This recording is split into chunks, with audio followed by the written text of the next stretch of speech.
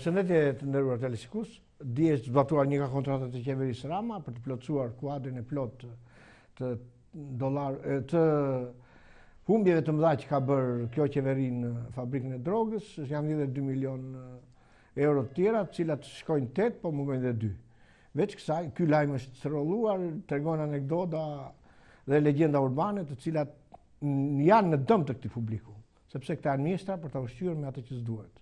Veç kësaj, kemi një shkrim të Washington Times, një gazetë që unë e kam parë në tavolinë e çdo kongresmeni në Amerikë, e kam parë fizikisht, që rimerte në një formë tjetër aktivitetin e Sorosit nëpërmjet ambasadorit Lu dhe nëpërmjet mbështetjes së jepte asaj qeverisë Majt, duke marrë shkas nga debati midis prokurorit përgjithshëm dhe ambasadorit Lu. Veç kësaj ka dhe një ngjarje të madhe në 18 shkurt, opozita shqiptare ka vendosur që të dalë.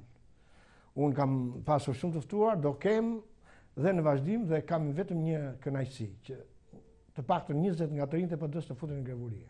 Për diskutuar për këto probleme, kam ftuar në studio 2 miq të çmuar, Silvi Bardhin, ndonë një nga shtyllat e Partisë Demokratike, një nga zëdhënësit, një nga gazetarët, më ishte merr në studio. Faleminderit Beto për fjalët mjaft të çmuara që më drejton. Unë e kam për kënaqësi të jem gjithmonë në studion tënde. Faleminderit. Kam kryetarin e Partisë Balli Kombëtar, një mik timin, një njeri që guxon të flasi, një njeri që vjen nga radha e policisë dhe unë do t'i marr mendimin për atë që ndodhi dje, zotin Adriatik Kalimari. Mirë se merr në studio. Faleminderit për ftesë. Unë do ta filloj direkt Silvi, duke të kërkuar dhe leje që zoti Adriatik të më japi një mendim teknik ose profesional se çka ndodh dje për te këtyre legjendave urbane, për te këtyre atyre që u thanë televizor. Mirë është që me zonjën Silvi, duke respektuar emancipimin ndaj femrës, unë them që ta fillojmë bisedën me respekt. Okej, me kënaqësi me Silvi. Faleminderit për respektin. Silvi, unë dua ta fillosh me atë ftesën që niset më japësh mua. Ç'është kjo ftesë? Atëherë, kjo është ftesë e Partisë Demokratike, fton çdo qytetar të bëhet pjesë e protestës më datën 18 shkurt për fatin e tyre, për jetën e tyre. Pavarësisht se Partia Demokratike e bën këtë thirrje, kjo protestë ka lidhje vetëm me jetën e qytetarit. Vetëm me jetën e fëmijës së qytetarit, me familjen, me të papunin, me ato të cilën ka mbetur pa ndihmë ekonomike, me atë personi i cili është i zhgënjur me këtë qeveri, nga premtimet e shumta që ka marrë para 4 vitesh nga kryeministri i tanishëm Rama. Dua të them se Partia Demokratike është duke bërë një takim të fuqishëm me elektoratin e saj, me çdo shqiptar, me çdo qytetar, në të gjitha degët e Partisë Demokratike në qytete, në të gjithë Shqipërinë. Veçanërisht takimet të cilat kanë ndodhur dhe po ndodhin aktualisht gjatë orëve të paradites në të gjithë Tiranën, në njësitë, të cilat janë mobilizuar për të vetëdijsuar shqiptarët se ata duhet ngrihen. Nuk duhet të mendoj kjo qeveri se duke fjetur gjumë, se kështu mendon zoti Rama se qytetarët janë dakord me qeverisin e tij, për këtë arsye mendoj unë, ai është i qetë, flej qetë, bisedon i qetë, propagandon i qetë, i ka të gjitha mediat e tij, fleca sado dhe u thot shqiptarëve që ju jetoni si them unë. Pra, ju jetoni si them unë. Dhe shqiptarët nuk kanë guximin dhe tregon shqiptarët nuk keni guximin për të thënë ju se si jetoni. Pra, data 18 shkurt do të jetë dita ku shqiptarët do të flasin. Pra, shqiptarët do të jenë dhe janë sovrani i këtij vendi. Jo zoti Rama.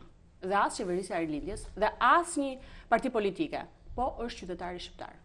Zoti Adriatik, je pjesë e kësaj opozite, je pjesë, nuk e di, pjesë e protestës se ke qëndrimin tënd, dua dy llafe. Në fakt duhet falënderuar kryetari i Partisë Demokratike, zoti Basha, i cili ka marrë iniciativën i pari për të bërë një protestë, ndoshta jetojmë në një kohë shumë të vështirë për Shqipërinë dhe për shqiptarët, me thënë drejtën, dhe ka bërë shumë mirë që është drejtuar të gjithë shqiptarëve, po pa pengesa, pa pengesa, them në kuptimin që kjo shoqëri ka qenë e kapur, në fakt, me thënë të drejtën në këto 25 vite, dhe them ku institucionet lira, mendjet lira, sindikata e tjera kanë qenë gjithmonë të kapura, dhe lutem që nëpërmjet këtij mesazhi të japim gjithë shoqërisë shqiptare thirrjen që në datën 18 të jenë në protestë. Sigurisht edhe unë si kryetari i ballit kombëtar i bëj thirrje anëtarëve dhe simpatizantëve që të marrin pjesë masivisht për demonstruar fort kundër kësaj qeverie e cila ka shkatruar çdo aset kombëtar për Shqipërinë dhe shqiptarët. Edhe në këtë kontekst unë do të thosha që kemi edhe një takim sot, nuk e di të ftuar nga zoti Basha me gjitha partitë opozitare. Tani e mora vesh lajmin, sepse zyra shtypit do të punoj për këtë gjë, për ta mediatizuar, për ftuar mediat. Ndërkohë kjo ftesë nuk mbetet për mua. Beto. Ftesën e kam sjellur për ta shpërndar tek miqtë tu. Po, më ka thënë dhe Belin Këlliçi, më ka thënë dhe disa të tjerë të Partisë Demokratike, unë më kënaqësi ta shpërndaj. Unë jam një njeri që dua që gjërat të ndryshojnë, për arsye sepse kanë vajtur atë ku duhet. Unë kam mendimin që ju gazetarët shpesh jepni mendime, jepni polemika, bëni editoriale, bëni shkrime shumë të mira, por kam një ide, Bejdoj, që juve zakonisht nuk e çoni kontributin tuaj atij ku duhet, por vetëm në momentin kur vinë zgjedhjet ju e orientoni krejtësisht votën ndryshe. Ky të mos harros edhe ne jemi pjesë e kësaj shoqërie. Unë për shembull i lexoj ambicet e gazetarëve dhe unë dje kam lexuar një ambicje të veçantë të Ilva Tares dhe me që kemi dhe Silvin këtu, e cila thot jam zonjë e parë se burri im do jetë presidenti i Shqipërisë. Nuk mund ta komentoj. Nuk mund ta komentoj. Këtë gjë, po kjo nuk është gjë e pakët. Ajo jo vetëm që është kryetare, ajo zgjedhur pak ditë më parë dhe kryetare e bordit të Sorosit. Por ne gazetarët, ju politikanët na keni marrë në qafa drejtisht. Si mendon? Jo, unë nuk mendoj krejtësisht kështu, flas të paktën për subjektin partia. Flas për subjektin Partia e Ballit Kombëtar, ne kemi folur historikisht, pavarësisht se shqiptarët nuk kanë pasur një vetdije të qartë për programet, për kulturat, për nismat, për gjithçka, dhe unë mendoj që çfarë ka thënë Balli Kombëtar po realizohet sot në politikën shqiptare. Sikur ne ta kishin dëgjuar shqiptarët do ishte shumë mirë, sepse gjithë politika ka ardhur në pikat e Ballit Kombëtar. Unë jo më larg se para 40 minutash bëra një status në Facebook, edhe ju vendosa ju pikërisht me një qeleshe, sepse është identifikuar Balli Kombëtar me qeleshe me zgabën. Ta tregojmë historinë e qeleshës. Kjo është pak, jo të lutem, por kjo është pak. Unë po them një nga simbolet në cilën Balli Kombëtar ose familjet e Ballit, familjet patriotike, janë pushkatuar, janë ekzekutuar, janë futur në burg për shkak të mbajtjes së elementit shqiptar tradicional kombëtar. Kjo është pak, po që të zbatosh programin dhe rrugën e Ballit është shumë e vështirë. Ja, unë po ta tregoj historinë e kapelës, se kam një fotografi me kapele. Jo kapele, po qeleshe, se kapele kishte edhe kapele me në Moskovë. Unë kam vajtur dje tek klinika udhëheqjes, më kam marrë se kam pas shok klasa të drejtorit. Kur shikojnë ai pavarësisht se është enveristi i tërbuar, kishte në dollapin e tij një kapele, një qeleshe me shkaboj. Dhe janë befasuar. Kjo tregon për atë që tha Silvi që njerëzit kanë filluar të ndryshojnë. Kam parë dje për herë të parë edhe krevatin ku i matet e Seun Enver Hoxhës, tek ajo klinika udhëheqjes.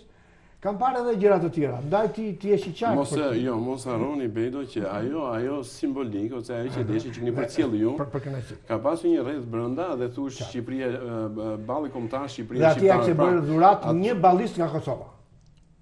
Kjo më bëri përshtypje edhe mua. Ne termin ballist e kemi diskutuar shpesh herë, në fakt, me thënë drejtë se ballist ngeli pas vitit 1944, në momentin kur mbajt Kongresi i Ballit Kombëtar në 31 dhjetor 1943 dhe 3 janar 1944 për shkak të formacionit politik që u krijua. Por Ball e përdori shumë keq partia kriminale komuniste pas kësaj kohe. Kështu do thosha më mirë shqiptarët, sepse Partia e Ballit Kombëtar është partia e ekzistencës shqiptare, Partia e Ballit Kombëtar është partia e të gjitha lidhjeve. Të them që shkruajnë publiku. Ka qenë partia opozitare kundër komunizmit. Më thonë kështu, Silvi është lidere intelektuale paqësore. Sot nuk më do debat se janë të dy të djathtë. Adriatiku është gjentilmen dhe qendrështar. Si ta përkthej unë këto Silvi njerë? Për të ndarë këtë problem lidhje midis Ballit edhe si organizat, pra Balli Kombëtar ka një historik dhe shqiptarët duhet ta kishin kuptuar.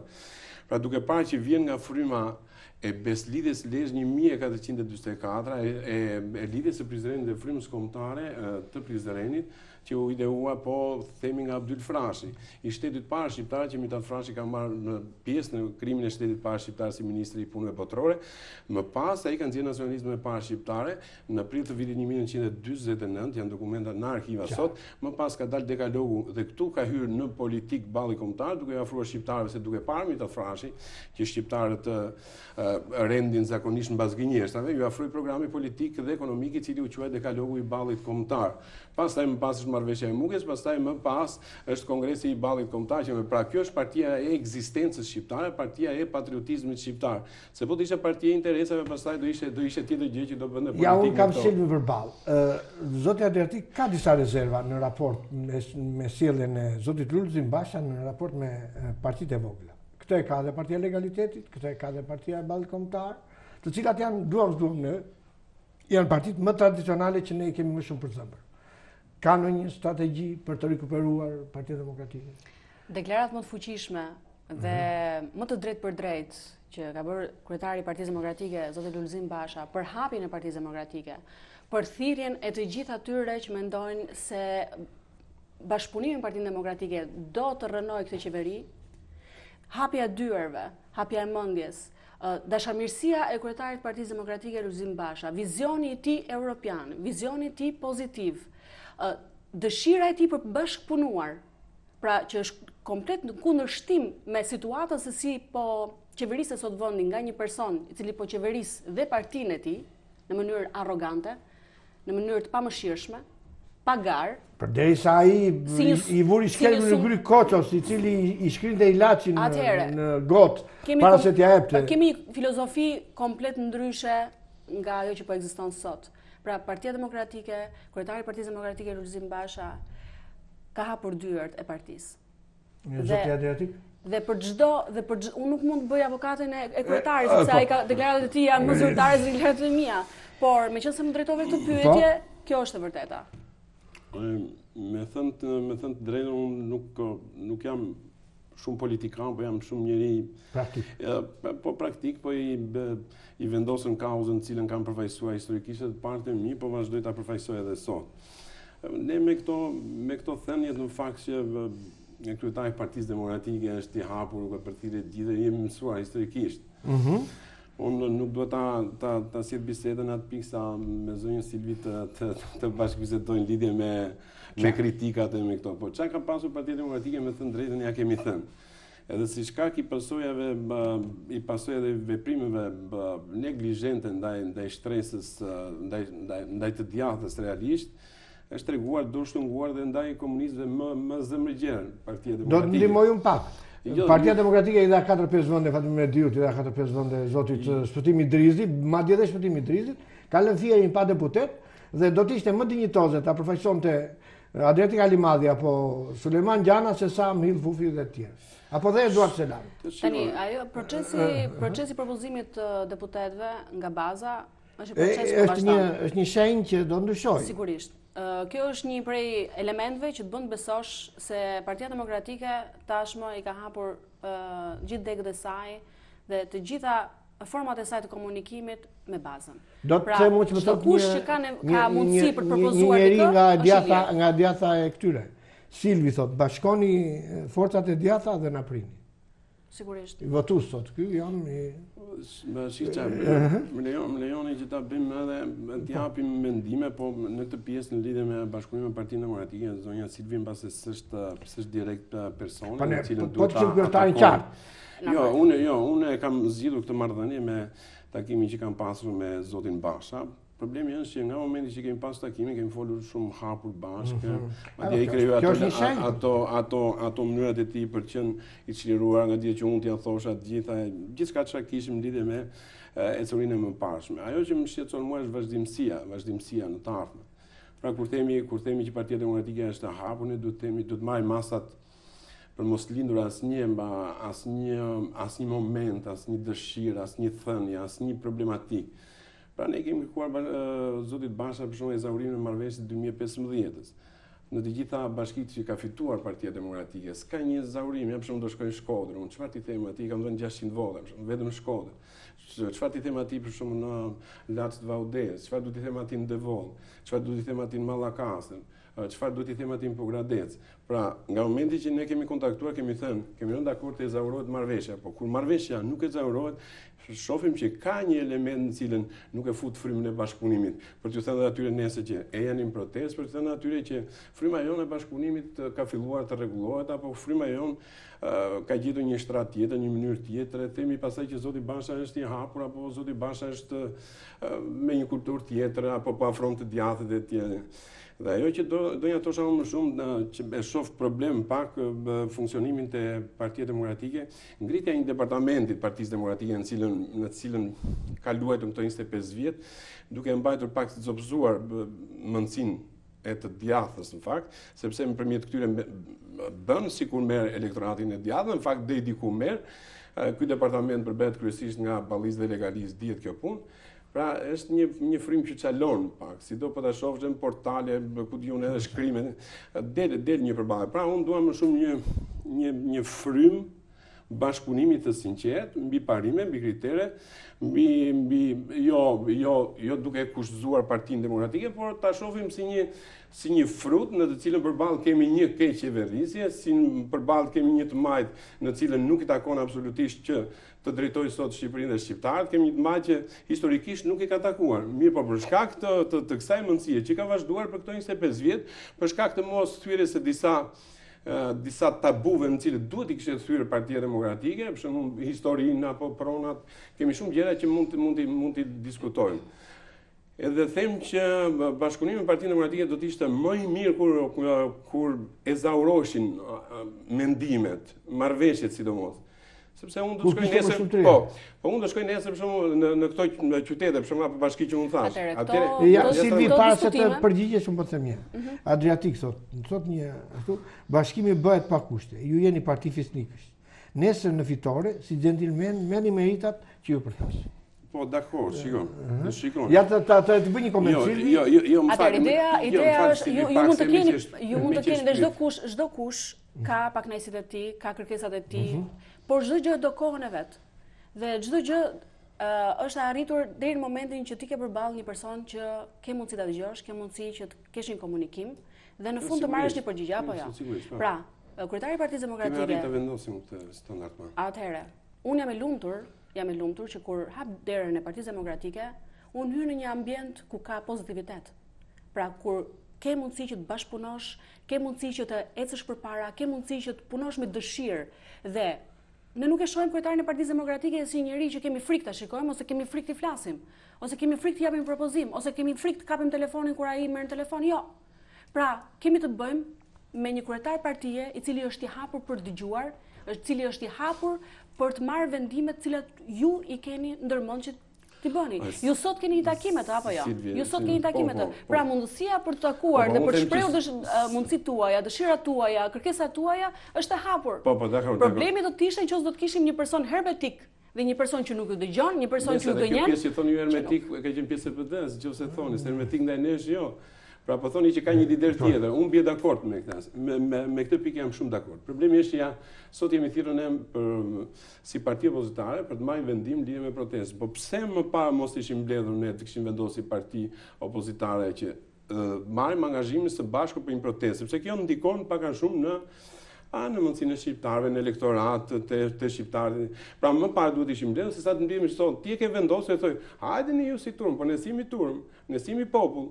Pra ne duhet ishim thirrur më parë, të kishim vendosur, të kishim mbajtur një qendrim të përbashkët unik, edhe duhet kishim thënë 18 qershor gjithë së bashku. Po tani ai na thret dhe na thotë që hajdeni çikiu se unë kam vendosur. Çfarë do të themi ne tani?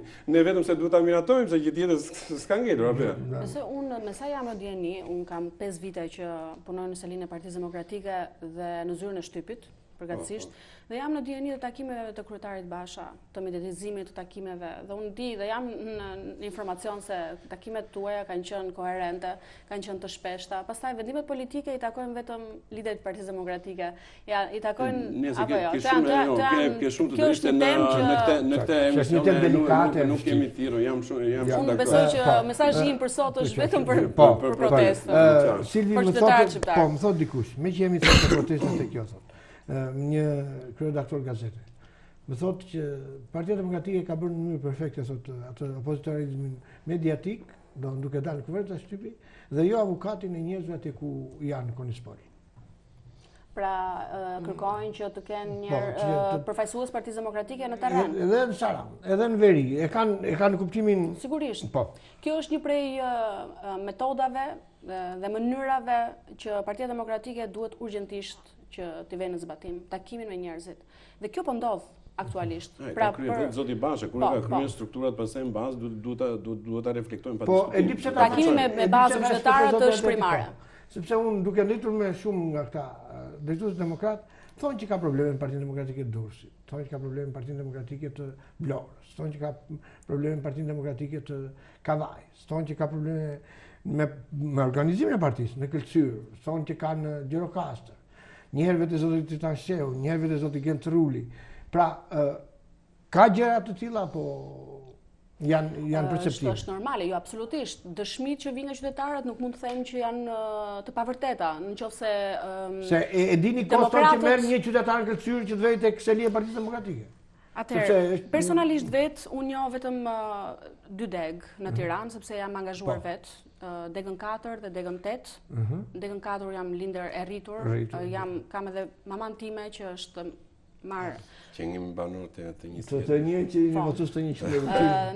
Në degën 8 jam e deleguar në shtabin e punës për protestën e 18 shkurtit. Vetëm për këto 2 degë mund të flas për punën e organizimit. Për të tjerat pastaj janë organet të tjera të Partisë Demokratike, të cilët janë të angazhuar dhe kanë më shumë informacion, por mesazhi im si demokrate, spari, më pas si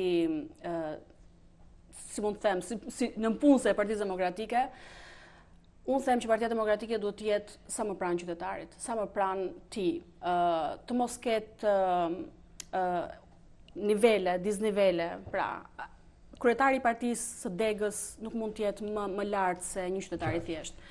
Për mendimin tim, fuqia më e madhe është e qytetarit, atij që ty të jep votën dhe të çon në një lloj pushteti, dhe më pas sipas mendimit tim, sipas logjikës time, sipas besimit që un kam, ti nëse merr votën, ti duhet të shpërblesh ti qytetari. Pra duhet i shërbesh, sepse e para jeta është mision.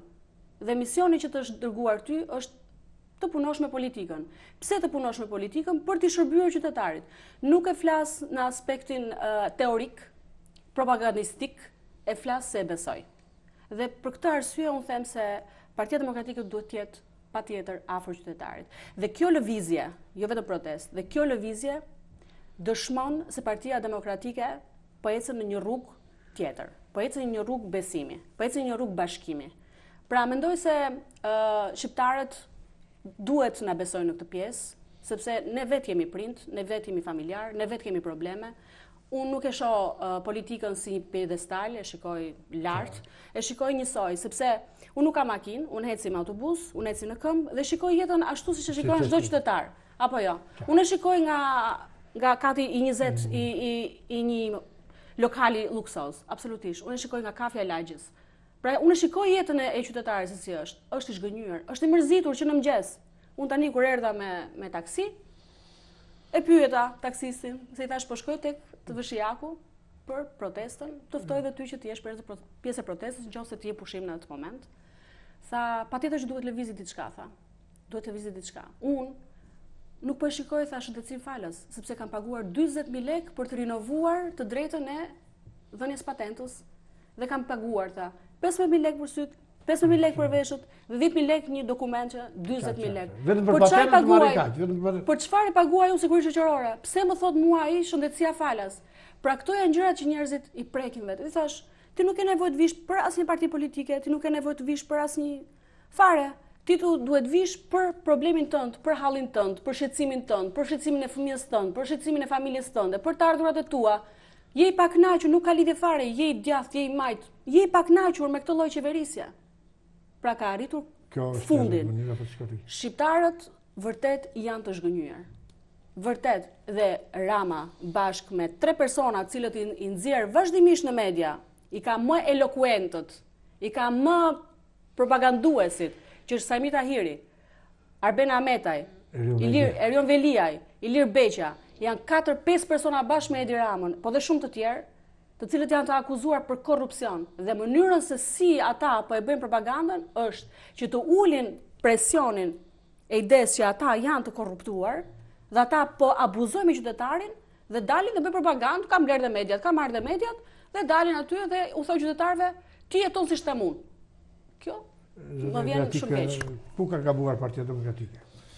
Ose opozita përgjithësisht? Në fakt unë nuk jam këtu për të opozita përgjithësisht për të dhënë një mendim.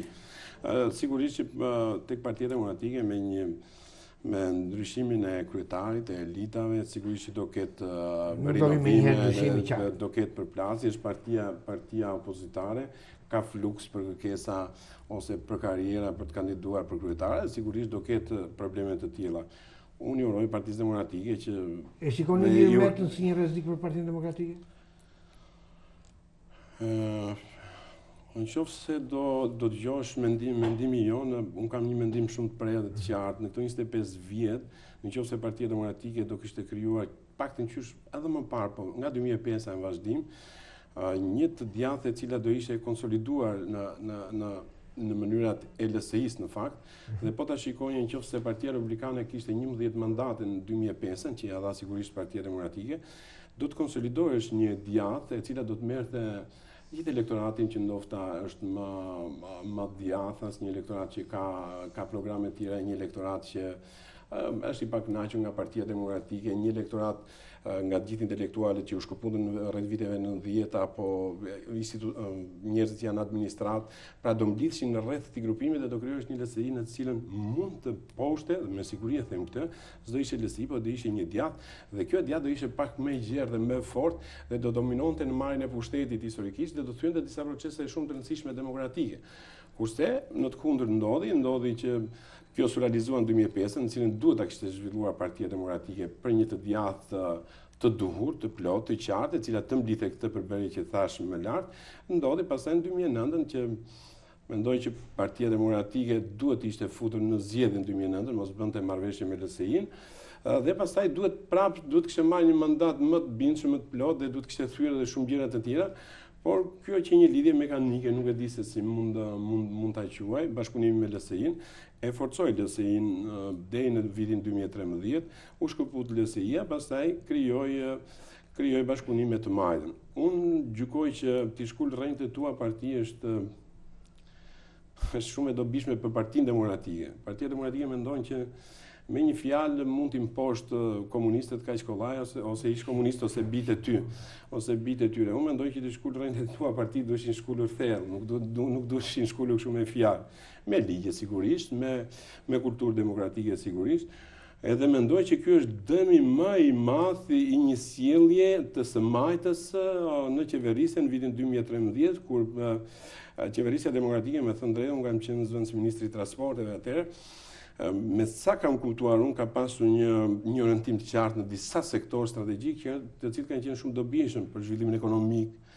për kulturën, për transportin, për turizmin. Po njerëzit thonë bëj tunel si Sali Berisha, bashkoj batalën e Tiranës, të mos japi votë. Ndërsa mbyti si mbytet Rama, edhe të t'japi votë. Bendo, unë kam krijuar një ide që edhe për historinë që kanë kaluar shqiptarët, të majtët zakonisht, jo këtu, po edhe kudo në botë, kanë sjell kriza. Sepse të majtët e mbledhin taksën e shqiptarëve dhe e japin më shumë administratës. E mbajnë atë mundësia, apo njerëzve të tyre në cilën janë kontributor në zgjedhjet që vijnë apo me votën e tyre. Pra e majta nuk është se ka një kulturë pune. Pra këtu punojnë të djathtët, këtu punojnë ata që e kanë kulturën e punës, dhe në administratë është një pjesë tjetër që është arrogante, me thënë drejtën. Ju keni parë kryetarin e bashkisë, keni parë ministrin e brendshëm, keni parë ministrin e shëndetësisë. Më vijnë dy pyetje, Silvi Niko. Njëra më thotë mjetet ja keni lënë Ramës. Ndërsa një tjetër më thotë një i djathtë duhet jetë dhe ky thotë ata arritën thotë që gazetarin më të varfër të tyre, për shembull Gercellës thotë ky, i dha $70.000 Soros si program për të bërë propagandë në Ramës. Palet të tjerë thotë që u dha leje për të futur në burgje, për të futur kudo, që të ngrihet një lloj propagande. Është fatkeqësi. Si komenton si ke qenë vetë pjesë e gazetarisë, je pjesë e gazetarisë, je pjesë. Po ta shikosh, ata janë të gjithë, ajo i bën antar bordes, i bën kryetar bordes.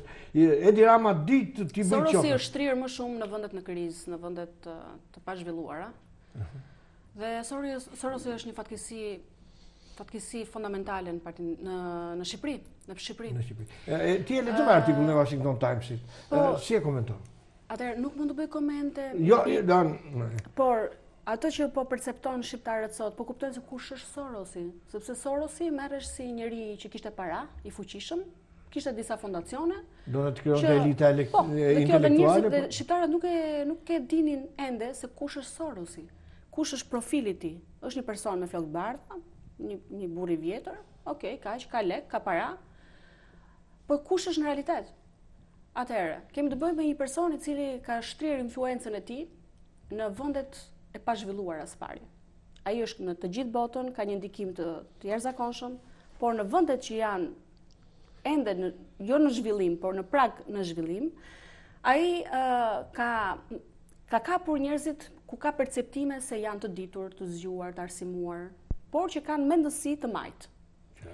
Janë financuar fuqishëm, këta persona kanë hapur fondacione të tjera, kanë marrë njerëz intelektual që ende nuk e dinin ku çalonte, domethënë ku ishin, në cilin nivel ishin, të majtë, të djathtë, por që kishin nevojë për para, kishin nevojë për një jetë më të mirë, pra pas një shkolle, mund të vijonin një shkollë tjetër, pra në këtë lloj formash, ata krijuan disa Soros të vegjël, të cilët tani po ndikojnë në jetën e shqiptarëve.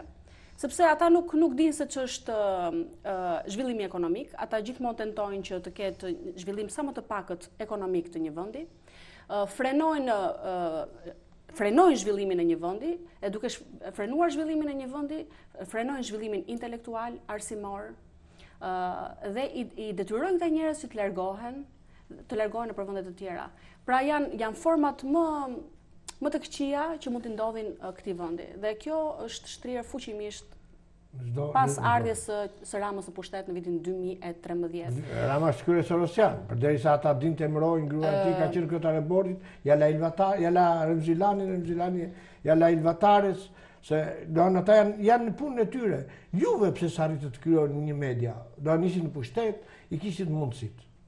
Partia Demokratike, unë në fakt kam gjykuar në lidhje me këtë pjesë, sepse kam punuar vetë në një media tek Dhe ti e ndjen Tryshnin? Ka punuar më parë tek BBC, tek seksioni Shqip në Kosovë. Di se si mund të punohej me ndërkombëtar dhe më pas se si mund të punohej në Shqipëri në forma të tjera. Deri në vitin 2011 kur kam ardhur unë në Shqipëri, ka pasur një liri media, liri mendimi. Pra, Berisha ishte ai që tha se nuk do të ekzistojë absolutisht asnjë lloj persekutimi ndaj çdo njeriu që jep mendimin e tij, shpreh mendimin e tij, qoftë gazetar, qoftë politikan, qoftë analist. Pra, ishte një liri mendimi. Të gjithë këtë frymë krijoi Berisha, po ata krijuan mundësinë ekonomike të medias. Kjo është fuqia e Sorosit, pra. Pra. Kjo është fuqia e Sorosit. Si komenton shtypin në këtë ditë sot, sepse e ndjen vetë. E pe vetë se si din sulmojnë ata kur vjen puna për ballin kombëtar, për 67 martirët. Me të shara ne s'kemi asnjë lloj problemi. Problemi është me të vrarët. Pra, të shale të shaj, nuk ka asnjë. Problemi është që me thënë drejt procese demokratike në këto 25 vjet kanë ardhur pak të brishta, nuk është se kanë ardhur të plota, të qarta. Ne nuk themi që zoti Berisha të ishte treguar kaq i lirë, por do të kishte anarshi, po kjo do të kishte një kontroll. Që ndiqni ju, po i themi sot Berishës në komisionin hetimor parlamentar me Taulant Ballë. Edhe zotit Berisha edhe djalit të tij Shkëlzenit. Shikojnë teatr shqiptarët. Shikojnë merr tani Taulant Balla, kryetari, edhe shqiptarët nuk e kuptojnë. Po ja kryetari i komisionit, çfarë do bësh në fund fare? Do bësh një raport dhe ja përcjellësh akuzës edhe asnjë gjë tjetër. Çfarë do bësh? Pra po të shikosh është një media që tallet. Edhe në të pikun nuk jam dakord me Silvin. Jo, nuk jam dakord me Silvin që një liri e përgjithshme dhe kaq e shturur, me njerëz pa integritet, me njerëz që nuk kanë moral, me njerëz që kërkojnë të hyjnë në botën e mendimit shoqëror me një kulturë tjetër demokratike, pra të duhur. Nuk jam krejtësi shumë, media do të ishte kontrolluar kush e shpreh dhe si e shpreh, me çfarë opsioni, ka mendime demokratike apo s'ka, ka thënie apo editoriale apo media në cini fusin shqiptarët në sherr midis një tjetrit. Atë cënohet fjala e lirë ashtu siç po cënohet tani në këtë moment. Ka etik, po për shembull po ti shikoni ju, a është e drejtë kjo po ta shikoni jo që gjitha mediat, për shembull, kemi 2 emisione televizive fikse apo dhe stopi. Po ti shikoni, kemi një përçmim të shqiptarëve, të familjeve, i dëgjojnë një frikë, ose mënyra e sjelljes së qeverisë në këtë aspekt. Po ta shohësh ka një do të thotë që Amerika ndaloi me ligj këto emisionet investigative, sidomos kur e bie qytetari atë. Zvicra e çoi deri në Strasburg dhe e ndaloi. Cënoj pak identitetin tim kur them që duhet të kenë një kontroll. Unë do të them duhet të kenë një kontroll në kuptimin e dobishëm ndaj orientimit të shoqërisë. Por nëse ne në këto 26 vjet, nëse nuk do kishte dalë kjo botë demokratike, këto mendime të lira, nuk u thyen shumë procese, pra në këtë aspekt do të ishin të kontrolluara dhe jo të ishin tërësisht. Për shembull, unë kam shkrime që edhe kanë shkruar për personalitetin tim. Po nga momenti kur e marr një media të shkruar apo kur e dëgjoj në një televizion për shembull, po ta shoh. Jo, prit, po ku është reagimi këtu i pjesës së drejtë dhe i provës materiale në cilën ti e publikon. Pra ky është kontrolli që duhet ishte. Shkurt Silvi që të bëjë një hapësirë shkurt problematikare në momentin që ti cënohet figura publike, edhe në gjykatat në rregull është. Ne themi që në këto 26 vjet, e di çfarë presioni bëhet shoqërisë shqiptare? Në media po, në prokurori po, një gjyqësor po, në drejtësi po, në hipotek po, në elektriku po, me ujë po. Çfarë po bën kjo politikë sot? Ja një sekondë sa mbaroj idenë. Çfarë presioni po i bëhet shoqërisë shqiptare? Po pse kjo reformë që kërkon të bëhet në drejtësi? Ju thoni po ne bëjmë gjithë klasën politike, gjithë klasën fal sistemi drejtësisë, e bëjmë gjithë sigurisht e ligë drejtësisht, sigurisht për çmuar, ku diun po i sulet sepse s'ka ngelur më parë për të marrë tani se bankat, po sigurisht po gjatë transportimit po ju vidhen paret, drejtësisë tani këta që kanë vënë pare do t'ja u marrin edhe këto të jesh sigurt, gjyqtarët po ikin apo prokurorët po ikin, kur të ngelet një mundësi e cila po vazhdon të qeverisë vend. Shkëputemi dhe i kthemi po në këtë argument.